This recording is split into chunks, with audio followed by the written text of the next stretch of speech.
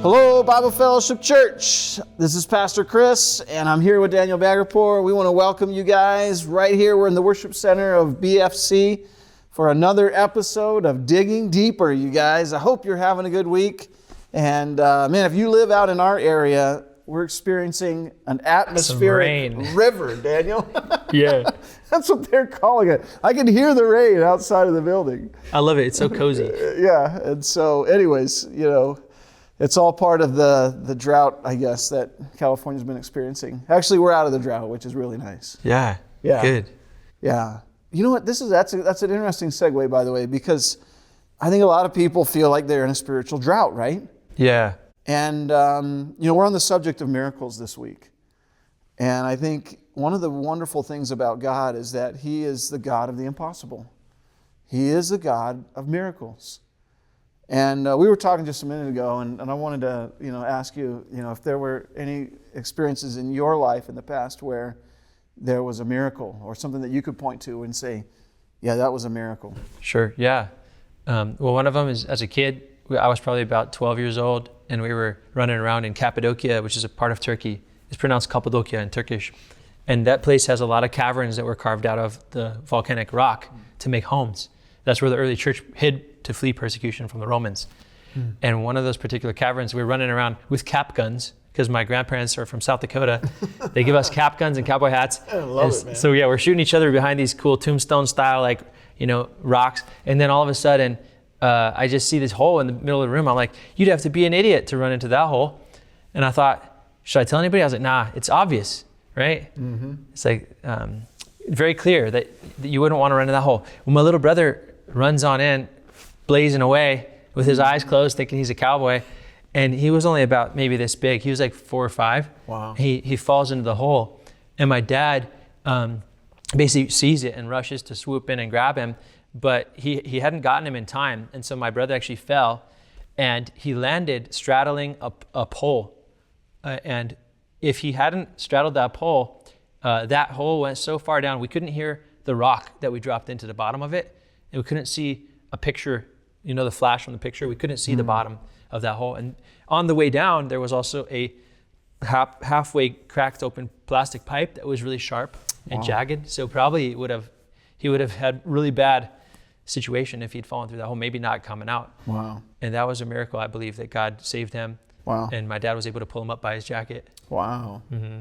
Yeah, that is a miracle. Yeah, there was a few other times where my little brother almost died, and I believe God saved his life. Yeah. So those are miracles to me. Mm-hmm. Wow. Yeah, that's amazing. You know, I was telling people on Sunday that, you know, I think the simplest definition of a miracle is just God doing what only God can do. You know, it's kind of the idea of the extraordinary, the supernatural. It's outside of what we're able to do. And they could be simple things, but they could also be really profound things, you know.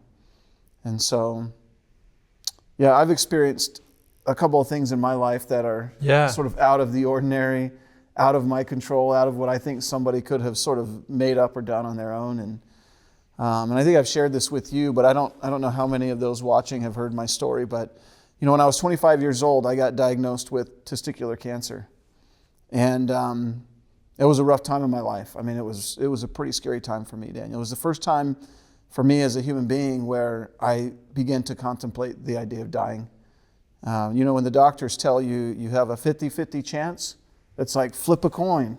Yeah. You know, heads you live, tails you die. Yeah. And so that's a pretty scary thing to face. And so I was, you know, a young, energetic kind of leader, and you know, and I was always gung ho, always working hard, you know, and I was always you work till you die, you know, and I was a workaholic. I was genuinely a workaholic. And you know, even still to this day, I probably struggle with that same mentality. But one of the things that was a real challenge for me during that time was I had bought into a belief. Now, I wouldn't have said it out loud, but I had bought into this belief that I could make it happen, that I had the ability to do it. And so, yeah, in the middle of that, I ended up with cancer, and I'm like, I could die. And so it was the first time in my life where I literally lost control. I was a kind of a crazy control freak. Wow. And I had completely lost control. And I remember I was just begging God to speak to me. Like, I was a believer. I was working as a chaplain at a group called Mountain Chino, but I was desperate to hear God speak. And it was just, God, would you please speak to me? And, I knew that he existed. I knew he was real, but there was something about this longing in my heart for God to speak to me. And again, my life was out of control. And so I had one surgery. The doctors were like, yep, okay, now that you've had this one surgery, you're going to have to make some decisions about future procedures and surgeries and et cetera, et cetera. And so I left, that first round of treatments with some decisions to make, like how do I want to move forward? And I made a decision to go hiking because I love to hike and backpack. And I used to do it all the time, and called up one of my friends that was working at the group home, and I just said, hey, let's go hiking. You want to go hiking with me? And he knew what I was going through, and so he said, yeah, let's go. And so we went up to Idlewild, to the mountains just right out here. And I told him, I said, look, there's this road, this fire road that goes up a mountain called Black Mountain. And we can drive all the way up because I wasn't supposed to do anything strenuous. Yeah. And it's a beautiful view up there. We can park. It's just a short little walk from where you can park. And we could camp out there. And I just want to get alone and be with the Lord. And, he said, yeah, let's do it. So we went up there, and we get up to the ranger station in Idlewild, and the ranger says, yeah, well, Black Mountain's closed. Can't get up there. And we're like, oh, bummer. What are we going to do? And he's like, what do you want to do? And I was like, well, there's other options. We could climb, we could climb Tockwitz Peak, which is a much more strenuous trail. But I was like, oh, whatever, we'll just do it. Yeah. And so the ranger's like, you guys have the right gear for that? And I've hiked this trail, I don't know how many times, Daniel. I've slept in the snow in this trail. I've walked through waist-deep snow going up Tockwitz Peak. Wow. And so I'm like, no, we got it. We're good. And it was like April, and I thought the weather was nice in Idlewild. I couldn't see snow on the mountain, so I'm like, we'll be good. Uh-huh. He's like, well, we got reports of snow and ice. And I'm like, okay, yeah, we're good. We've got all the right equipment. And we didn't. So we throw on our backpacks, which I wasn't supposed to be doing that either. Maybe that's why my back went bad later in life. But anyways, we throw on our backpacks and all our gear, and we head up the trail. And sure enough, man, halfway up, we're running into snow and ice. And it got so bad as we got closer to sort of Saddle Junction, which is a sort of a halfway point, that you couldn't see the trail anymore. And we were just sort of trailblazing at that point through the snow. And it was slow going, really slow going. And so we finally got tired, and it was probably 4 o'clock in the afternoon. And I was like, John, we got to set up camp. And so we did. We found a little spot where we could set up our tents where it was, just dry. And so anyways, I woke up the next morning, just freezing my butt off. I got out of bed, before the sun rose. And I just said to John, I'm going to go over here and just try to find a quiet place to sit and just spend some time with the Lord. And so I got up, hiked a little ways away from where we were, and climbed up on this rock. And as I sat on this rock, Daniel, the sun was coming up over the Palm Springs side of the mountains. It was just gorgeous. And there's snow everywhere. And so it's just lighting up. The snow's lighting up. Yeah. And as I'm sitting there, I noticed down below me in this giant patch of snow that there was something glimmering, and it caught my eye. And I was like, what in the world is that? And my first thought is somebody pooped in the woods and didn't do a good job of burying their waste, So I'm like, and I'm a huge naturalist, I guess, in that sense. Like, leave nature the way you found it, Don't make a mess. So I'm upset. I'm like, what in the world? What kind of a dummy would do that? Your glorious morning is ruined. Right?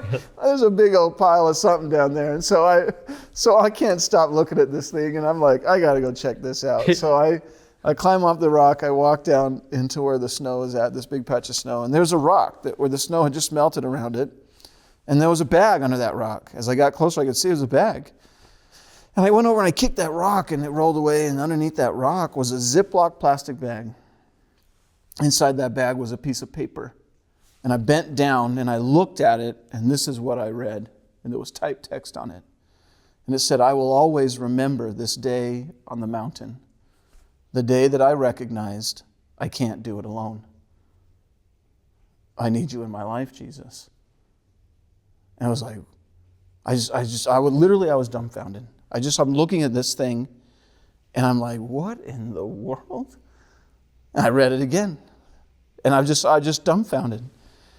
And then the Holy Spirit began to speak to me. And God said, you asked me to speak. And I said, oh, yes, Lord. I asked you to speak. And it was the most clear and profound that God has ever spoken to me in my life to that point. And basically, he was just telling me, you're not alone. I got you. And so for me, Daniel, that was a miracle, and I my faith was increased. I was re-energized. I was like ready to tackle this thing head on. And because I had come to the place where I knew I couldn't do it alone. And I needed Jesus. But that for me, that was an unexplainable miracle. Black Mountain was closed. We hiked where we did. We stopped where we did. I sat where I sat. The snow had just melted. You're asking God to speak to you. And I'm a control freak. Yeah.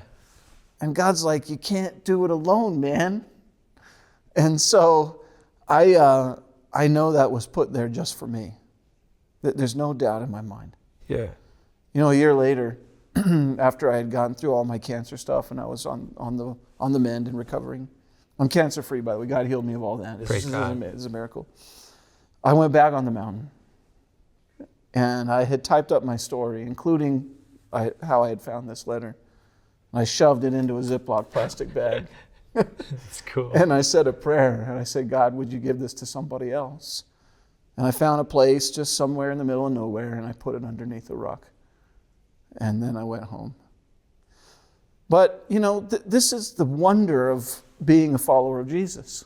You get to walk these roads where God works and he leads and he does miracles. And, I'm hoping that you guys who are listening are experiencing the power of God in your life. We're going to do another episode next week, Daniel, where we sort of answer the questions of, is God still doing miracles? And if not, why? Yeah. And so, listen, I want to encourage you guys to tune in for this next episode. And I just want to say God bless you. I really hope and pray that you're experiencing the power of God in your life and putting your faith and trust in him. Man, this is the best way to live. So God bless you guys. Thanks for joining us. Daniel, thank you. Thank you, Pastor Chris. All right.